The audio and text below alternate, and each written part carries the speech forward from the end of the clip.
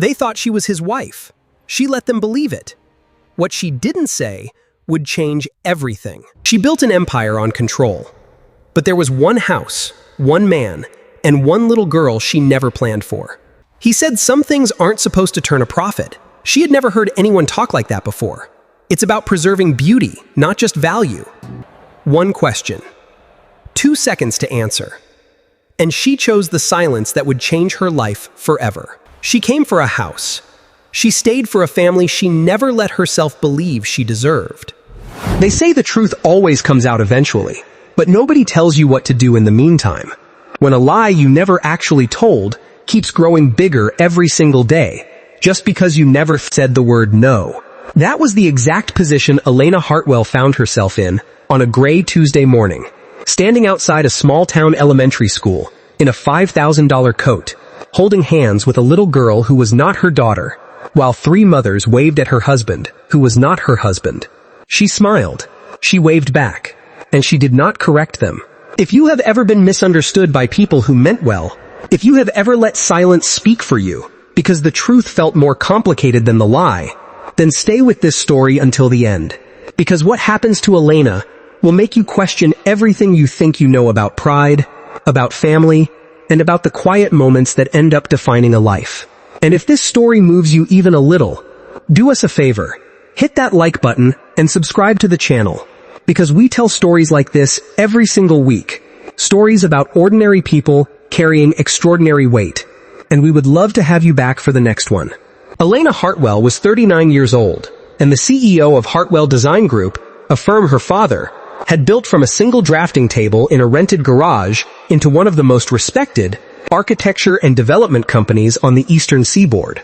She had spent the last 15 years of her life proving to her board, to her competitors, and mostly to herself, that she deserved the name on the building. She wore tailored blazers like armor. She spoke in short, efficient sentences. She had not taken a vacation in 4 years, had not been in a serious relationship in 6, and had buried her father 8 months ago without shedding a single tear in front of another living soul. People at the office called her the Iron Rose behind her back.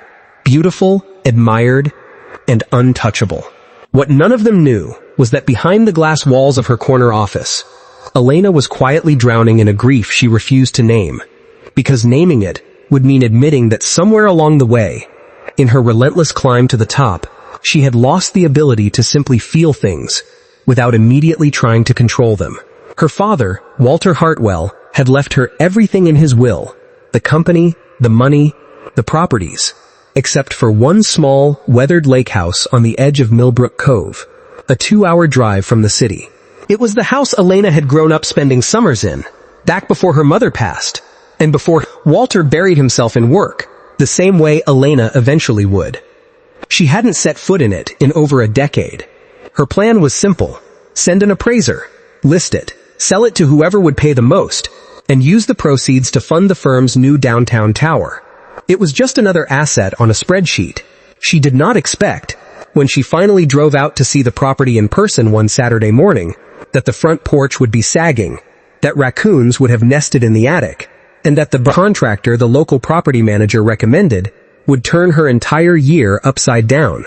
His name was Daniel Reyes. He was 41, broad-shouldered, with calloused hands and sawdust permanently ground into the creases of his knuckles. He ran a small renovation business out of Millbrook Cove, the kind of business built on referrals and reputation rather than advertising, the kind where the owner still climbed the ladders himself instead of sending a crew. 5 years earlier, his wife Sarah had died of an aggressive cancer that took her in 11 brutal months, leaving Daniel alone to raise their daughter, Mia, who had been 2 years old at the time and was now 7, missing her front tooth and utterly incapable of whispering. Daniel had rebuilt his entire life around that little girl. He turned down bigger contracts in the city because they would mean being away from her too many nights. He coached her soccer team, even though he did not particularly understand the offside rule. He had not been on a single date in 5 years. Not because no one had asked, but because he could not imagine looking at another woman without feeling like he was betraying the promise he'd spare us. Made at Sarah's bedside, to never let Mia feel like she came second. When Elena first met Daniel at the lake house, she treated him exactly the way she treated every vendor and contractor who crossed her desk, with clipped efficiency and zero patience for anything resembling small talk. She wanted a quote, a timeline, and a signature on a contract.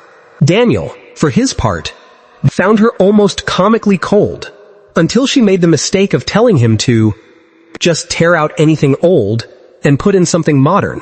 And he had looked at her the way a man looks at someone who has just suggested burning a photo album because the pictures were faded. Your father built the built-in bookshelves in the study by hand, Daniel had said quietly, running his palm along the wood grain. I used to see him out here in the summers, teaching kids from town how to fish off that dock. For free, every single Saturday. This house isn't just old lumber, Miss Hartwell.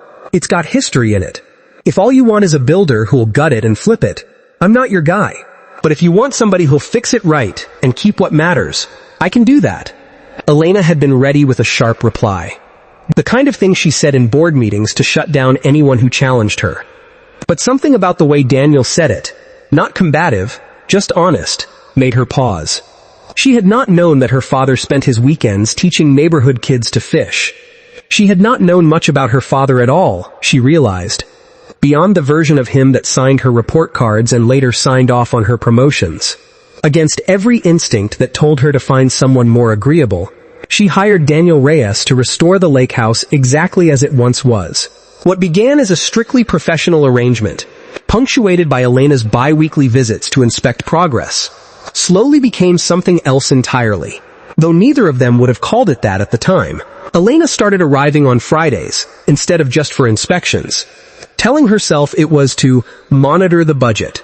She began staying later, past sunset, sitting on the very dock her father used to teach children on, watching Daniel patiently show Mia how to skip stones across the water, while the little girl squealed every time one actually bounced twice. Mia, who had an unfiltered honesty that only children possess, decided within the first month that Elena was the nice lady with the sad eyes, and began greeting her with hugs that Elena did not know how to receive, because she genuinely could not remember the last time someone had hugged her without an agenda attached. It was Mia's school, 3 months into the renovation, that started the misunderstanding that would define the rest of the year.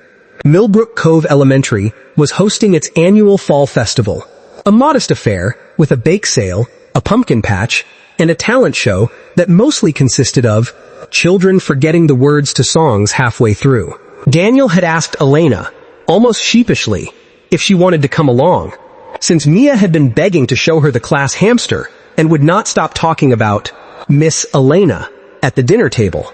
Elena had every reason to say no. She had a board meeting scheduled the following Monday about the downtown tower financing, a stack of contracts to review, and absolutely no business attending a stranger's daughter's school festival.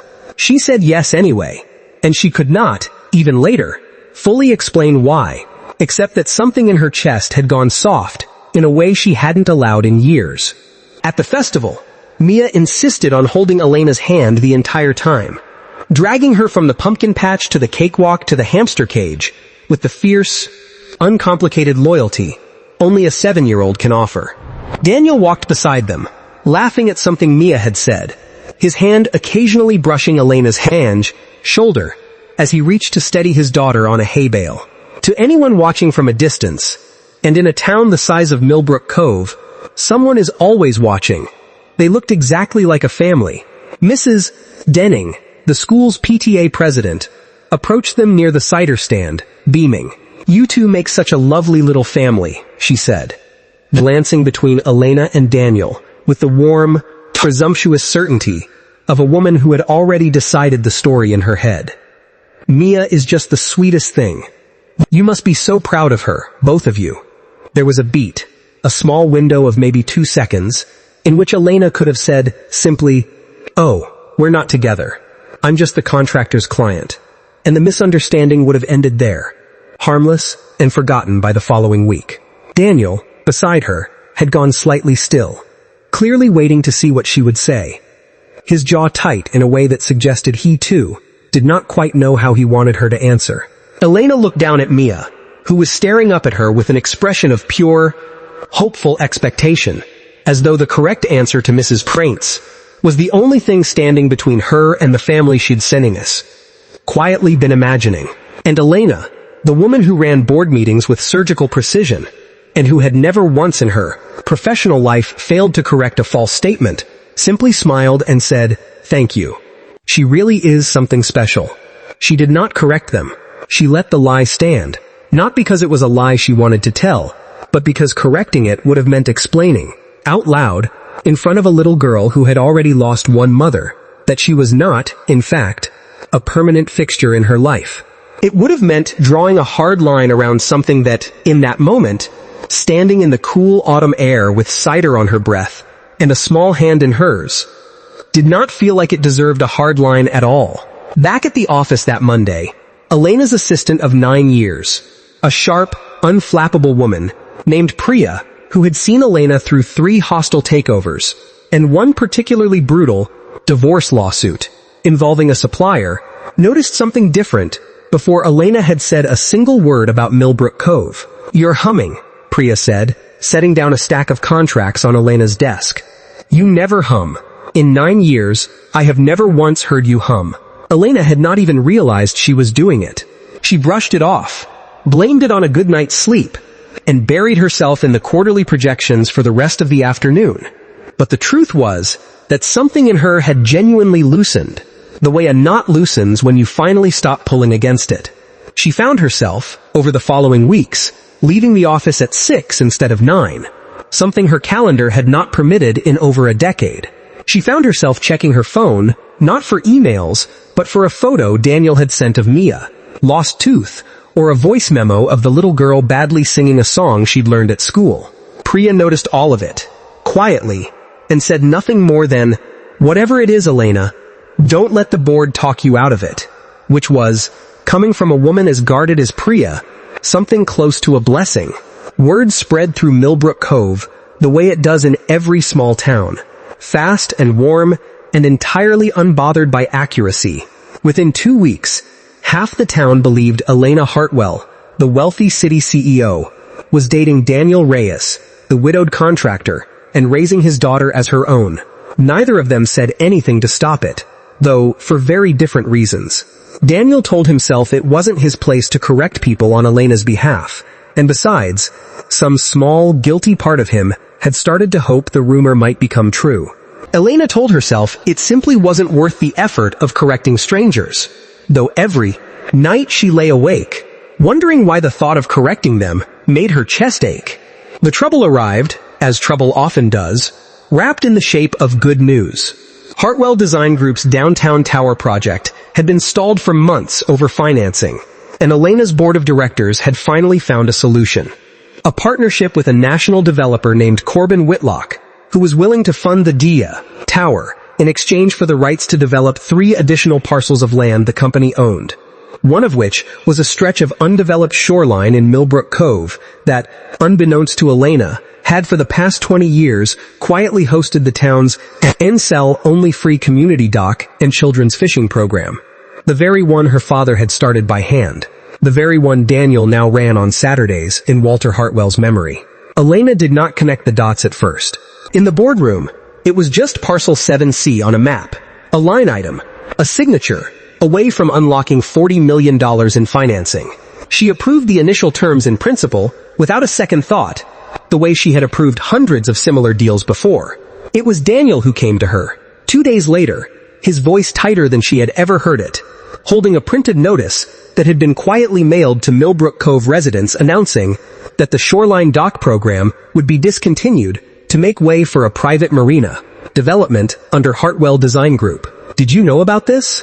he asked, and there was something in his eyes that was not quite accusation, but was close enough to it that Elena felt the floor shift beneath her. "I knew we had a parcel there," she said carefully. "I didn't realize it was—" She stopped. She looked at the notice again, at the words, Hartwell Design Group, her father's name, attached to the destruction of the exact thing he had built, with his own 2 hands, and his own Saturday mornings. The thing Daniel had kept alive in his memory for 5 years. The thing that had, in some roundabout way, brought the two of them together in the first place.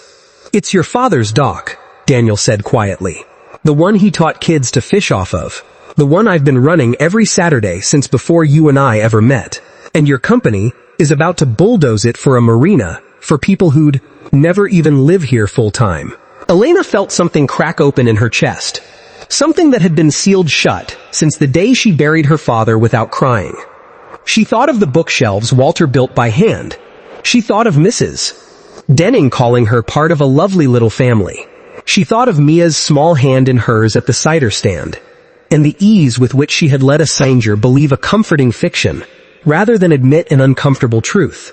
And she realized, standing in the half-finished lake house that her father had loved more than he had ever managed to say out loud, that she had built her entire adult life the same way, signing off on things she hadn't fully examined, letting convenient stories stand in for honest ones, calling efficiency a virtue, when really, it was just a way of avoiding anything that required her to feel.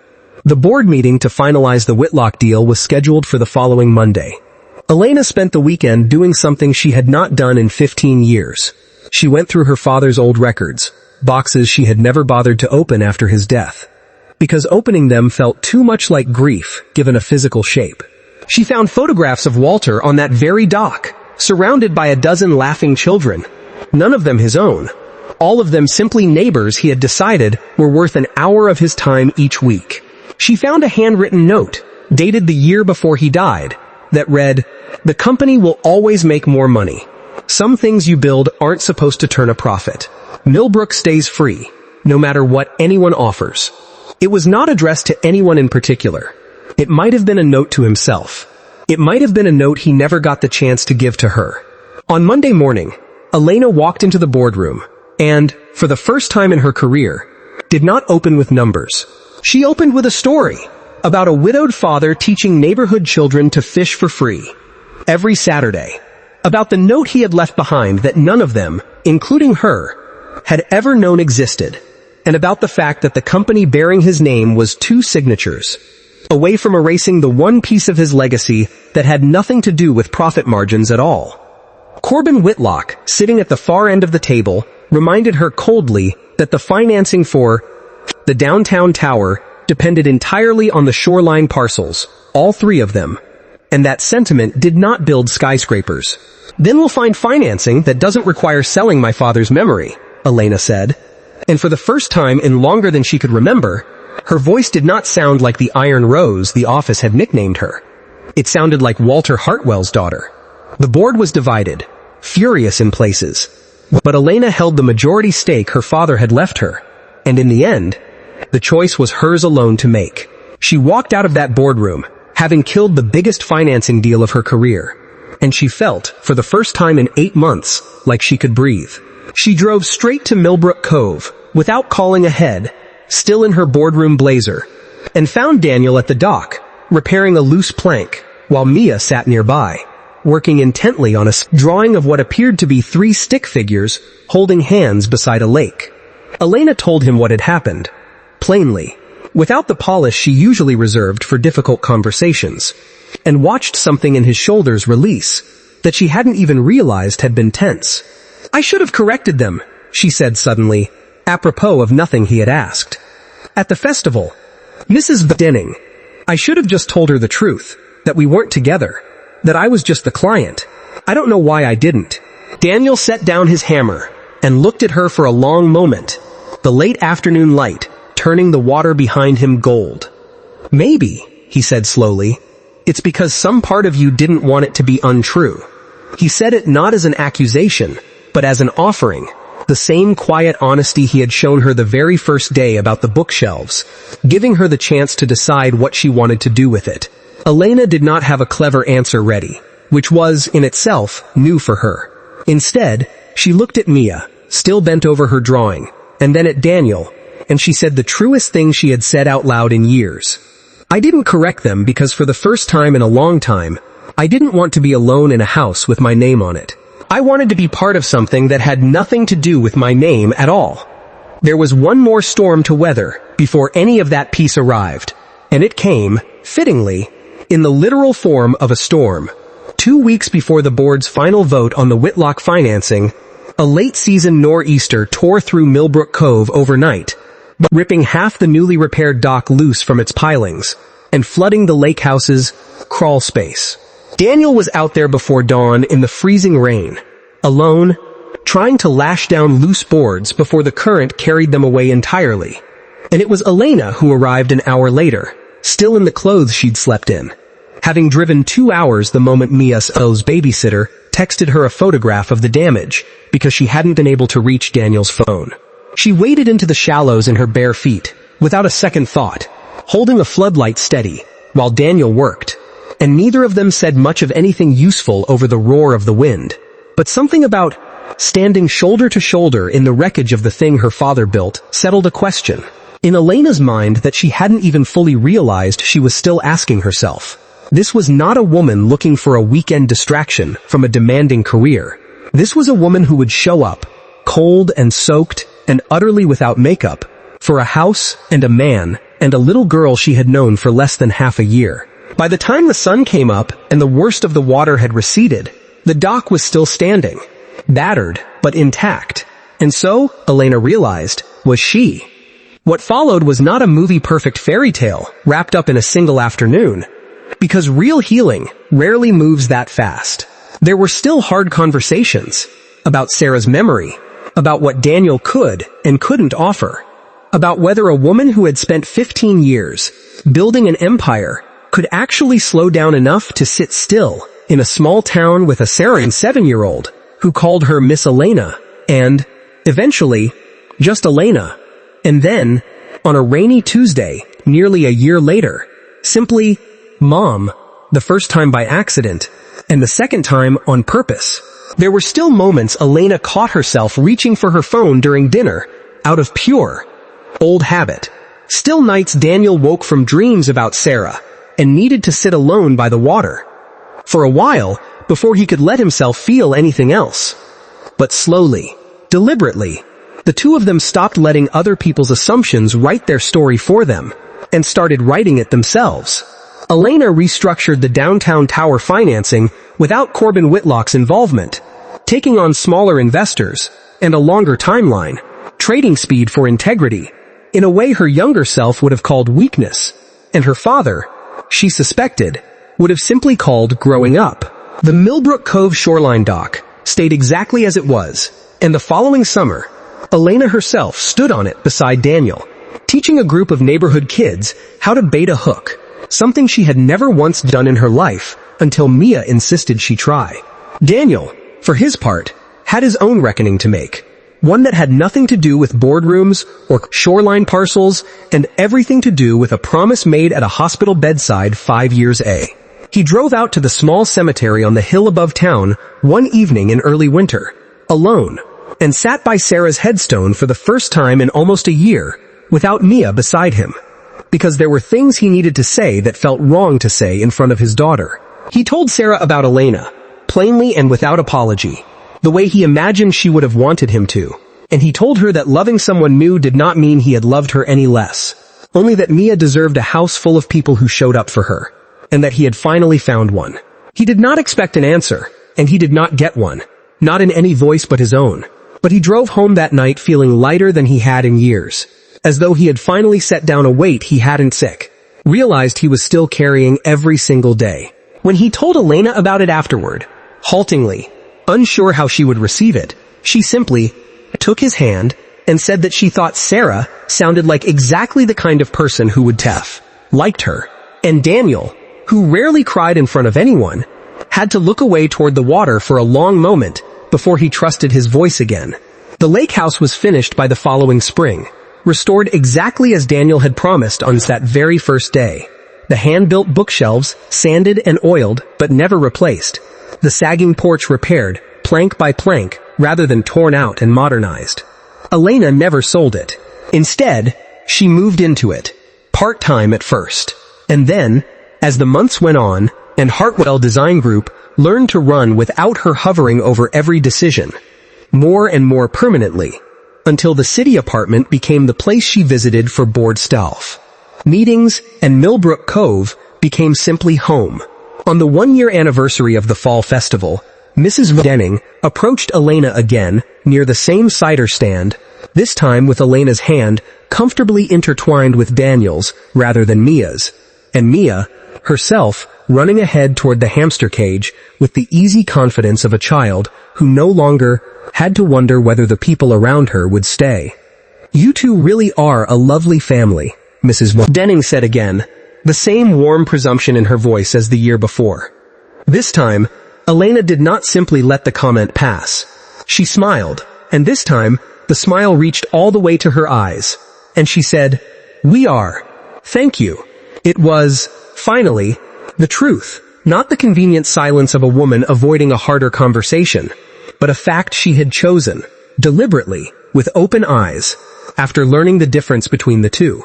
What Elena Hartwell eventually understood, standing on a dock her father built with hands that valued people over profit, is that humility is not the absence of ambition. It is the willingness to let something matter more than your own, carefully constructed image of yourself.